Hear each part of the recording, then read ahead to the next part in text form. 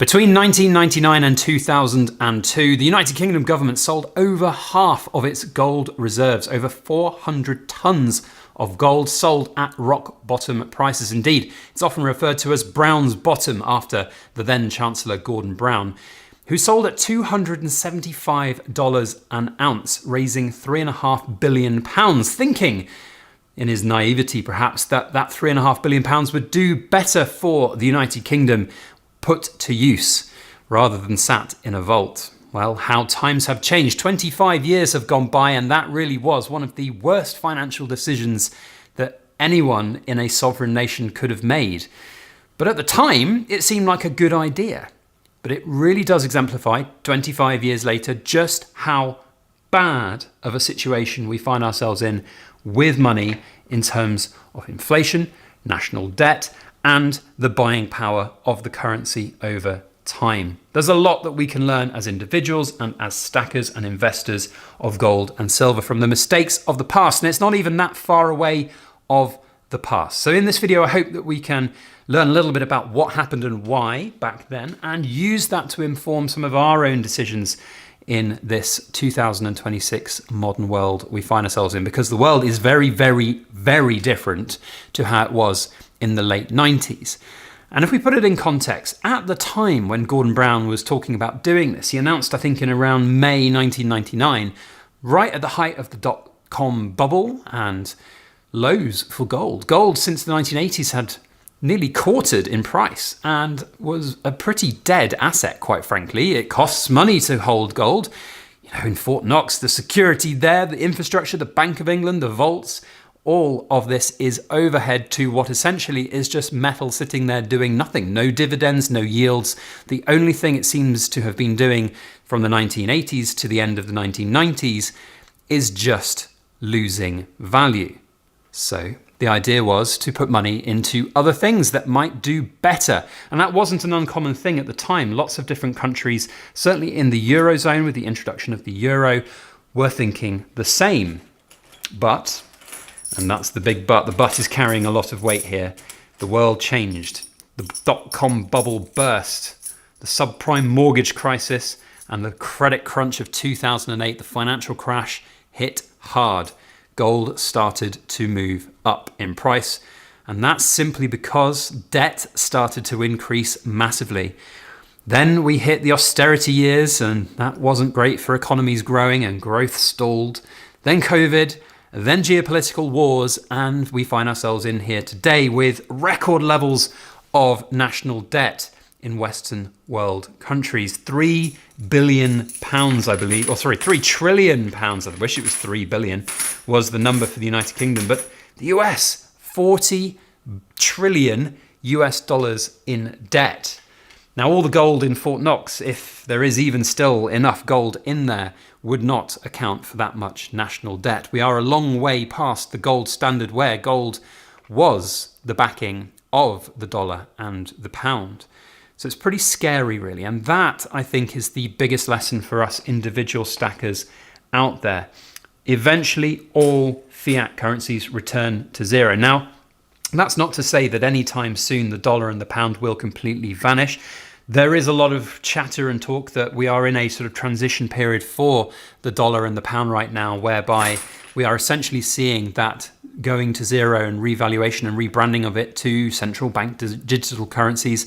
We're already seeing cash just disappearing from everyday life. In fact, there was a recent report here in the UK that cash now forms only about 8% of all transactions here in the UK, which is very scary. And you put that in comparison to how things were, of course, back in the days when gold was actually the standard by which every currency was pegged against.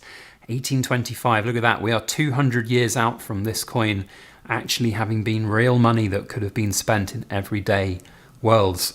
We just aren't used to that now. But sentiment has changed towards gold and indeed towards silver, because we are seeing record buying levels for silver and gold from countries around the world, including big powerhouses like China and Russia.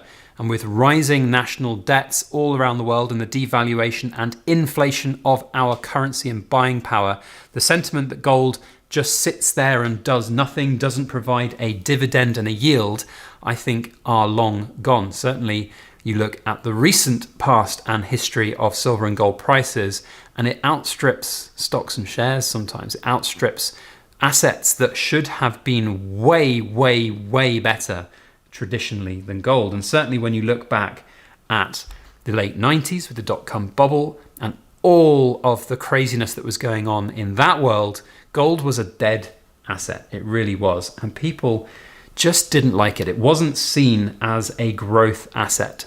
It didn't yield anything. It just sat there. At least with property, you could live in it. You can't live in a house full of gold. Can you imagine that? That would have been quite interesting.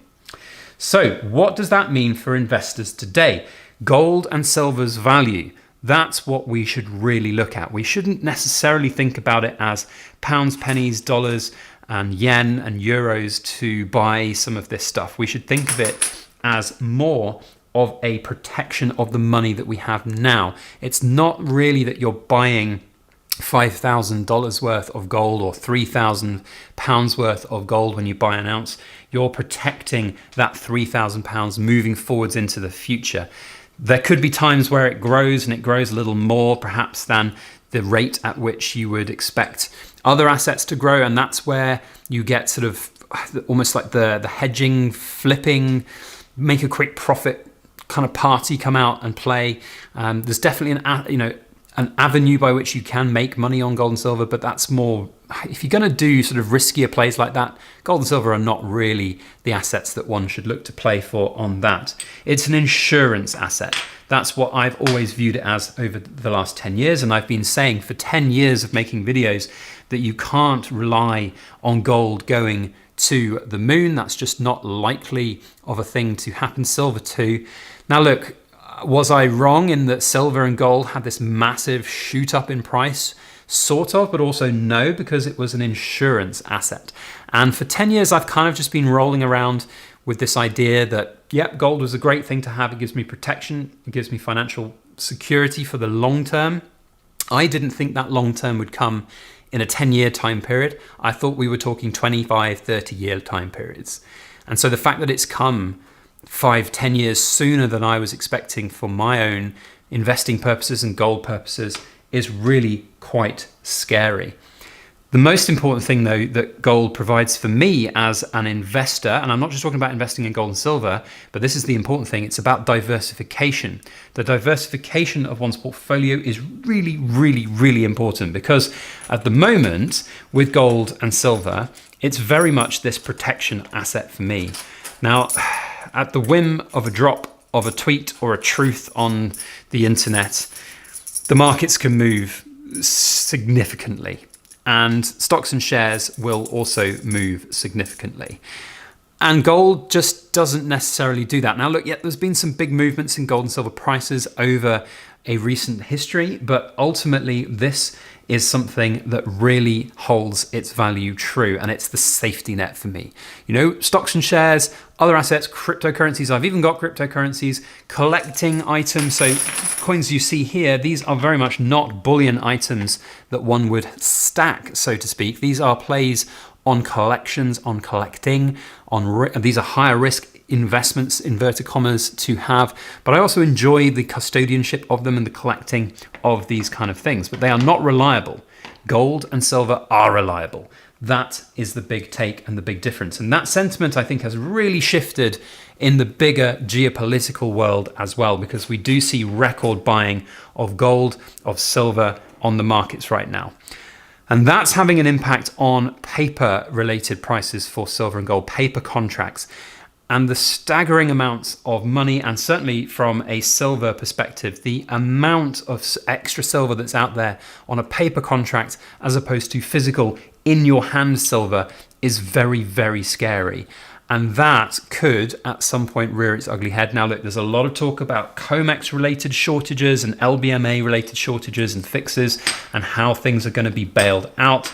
You know, ultimately, if everything was called in all at once, then the markets would have a really quite big shock, to say the least. So it is interesting to see where that goes, but there are bigger geopolitical situations at risk here, and I think ultimately those markets will not completely implode. I'm not quite on that train of it going to the moon, because the COMEX is going to break and the LBMA are going to run completely dry of gold and silver. And let's not forget that there is also quite a lot of gold and silver out there still in the world. Yes, gold is rare and silver is rare, but generally speaking, not that rare. Silver is often a big byproduct of things like copper. I foolishly didn't have any copper out here on the table. I say foolishly, I'm not really a copper fan. No, I don't have any copper out here on the table. But copper is often seen as the, you make way more money on copper as a mining, as an exploration company, and silver is the sort of byproduct of a lot of the copper mines. Gold also can be a byproduct, although there are some, of course, gold and silver plays from an exploration and mining perspective. But ultimately, there is still quite a lot of silver and gold out there in the world. What is changing, though, is the cost at which we can get this stuff out of the ground. Machinery costs, overheads, labor, the actual price of everything on this planet in pounds, pennies, dollars, pence, and yen. It is changing week by week. And I'm not even joking. I'm seeing cost of living increases wherever we are in the world, people talking about how everything is more expensive than it used to be. And that's not changing anytime soon. That's only going to get worse over time, in my humble opinion. And so for me, as an investor, as a collector, as somebody who wants to preserve wealth for my retirement, for my later years, or to pass on to my kids, or to help give them the security blanket that I get from gold and silver, accumulating right now makes a lot of sense. Not so much for somebody who's already got an established collection of gold and silver in a stack, but I look back 10 years to where we were there, and gold was at around £1,000 an ounce. We looked to where Gordon Brown was at Brown's bottom, and it was about £200 an ounce. It had 5x'd since then to then. And so the fact that it's only like 3x'd from here back to when back to when I started buying gold, I think says that there's still room to go. There's still room to go. It's not financial advice. It's not telling me that you have to panic buy and go out and rush to buy it. What I would say is, if you are going to be buying your gold and silver right now, there's a few things you need to make sure. First up, that you're buying sensibly, that you're not buying hype, you're buying responsibly for your own financial situation. Everybody's financial situation is different. You might be looking at this table and thinking, Christ almighty, Backyard Bullion, you've got a fair amount of wealth sat there on the table. I have, but this is 2 collective incomes worth of lifetime's savings for gold and silver between me and Mrs. Backyard Bullion. We've been lucky in life that we've had good wages and good salaries and good jobs. We've prepared for our future. We've saved. We are, I don't think, the norm at the moment, and that's scary. And it's about debt. This is the crux. It's about debt. You look at national debts, and we are conditioned now to think, £3 trillion worth of debt, that's fine. £40 trillion worth of debt, that's fine. Now, I'm not necessarily talking about we, the stacking community, the silver and gold bugs, the stackers out there. In fact, I heard an interesting thing on BBC Radio the other day talking about gold as being a really good asset to protect your wealth. And in that, they referred to the gold bugs. And I was listening in the car with Mrs. Backyard Bullion, and it was like, look, he's talking about us. We're gold bugs. We get it. We understand that having this stuff is better, but the general population doesn't. And they spend their money. In fact, I was just referring, now I don't want to sort of paint this person too poorly, because it's just a different situation, different world. You can never really know. But a graded version of that Era Britannia coin sold at £6,250 last weekend, and the owner of that coin had shared on the Silver Forum, probably a bit of tongue-in-cheek, that that his wife was already spending the profits. And I sort of told Mrs. Backyard Bullion, she asked, what did that coin end up for, and was the seller happy? And I said, it seems like it, because he put a post up saying his wife is spending the earnings. And right now, and I hope and I believe that's probably more tongue-in-cheek, because the person who bought the coin is in the community, is in the know, is a stacker. And but the general population, it's the same. I see it every time. Back when I was working in business, I would often have employees come into my office at the end of a month near payday wanting an advance on their salary because they didn't have enough money to eat. They didn't have enough money for the bus fare home. And I knew their salaries, and some of these people were engineers earning good money, £40,000, £50,000 a year, but they spent it all every week, every month they got paid, it would be the same every month. And they'd be like, the next day after payday, they'd be talking about the great night out they'd had, or the new car they've bought, or the new phone, or the new PlayStation and PlayStation games. All of these things, we're conditioned as a population now to just not worry about it. In fact, I even saw an article the other day talking about whether or not you should even bother paying off debts, because maybe one day all those debts will just be written off because nobody can afford to pay them and will just reset to zero.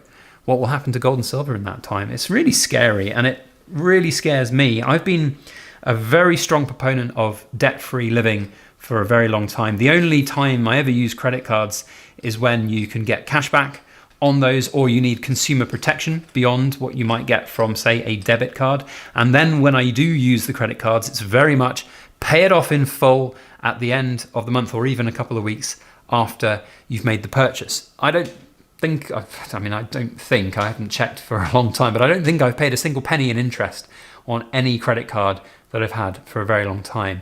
The only exception to debt-free living should really be a mortgage. You need a place to live, and buying a property is another way to diversify income. I view silver and gold as almost like little tiny pieces of property. They are assets at the end of the day. And the question of whether or not one should stack gold or start paying down a mortgage, that's going to be down to each individual person, because ultimately it's important to have what you need when you need it. If you start paying down a mortgage, you can't easily get that money out. But if you start buying gold and silver, you can get that money out at the end of the day. So a lot has changed in 25 years since Gordon Brown's bottom. That's a phrase that I didn't think I'd ever say on YouTube, but I mean, that's a cool kids club phrase. Oh, it's going to get you banned, isn't it? It's going to get you shadow disappeared from the comment section. Oh, okay. Well, we'll just say for the cool kids club, $275 an ounce. What on earth was he thinking? There you go. That's a better one than saying Brown's bottom. But it's pretty scary. It is a scary world right now, certainly when it comes to silver and gold, and what it really means when you actually drill down and look at the actual meanings of the prices that we're seeing for gold and silver right now, and what that actually means for our money in our pocket. And I'm worried, and I've been stacking gold for 10 years. So I think you should be worried too if you're not. And if you're not a gold and silver bug, and you're perhaps seeing this because you're now starting to get it, then you might want to subscribe to the channel. Certainly if you've watched for 18 minutes of me waffling on about this, it's pretty nice to have you here at the end. So, cool kids, thank you for watching to the end. Get that comment down below and I'll know that you're cool and watch to the back end of my videos. Otherwise, let us know your general thoughts down in the comments. Why are you stacking gold right now? What are you doing with your gold and silver? What does it form for you as part of your investment portfolio? It'd be great to hear what you've got to say. Otherwise, that's it from me. We'll see you on the next video. As always, make sure you like, share, comment, and subscribe for more.